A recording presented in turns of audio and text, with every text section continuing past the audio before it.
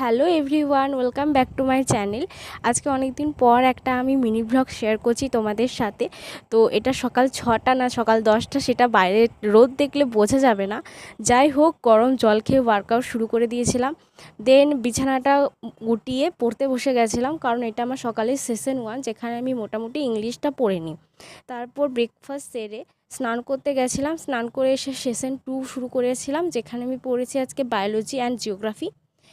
এবং আমি তোমাদের সাথে একটা কথা শেয়ার করতে চাই, যেটা হচ্ছে আমি আগে জব করতাম, কিন্তু সেই জবটা অনেক নানা রকম প্রবলেমের কারণে আমি ছাড়তে বাধ্য হয়েছি।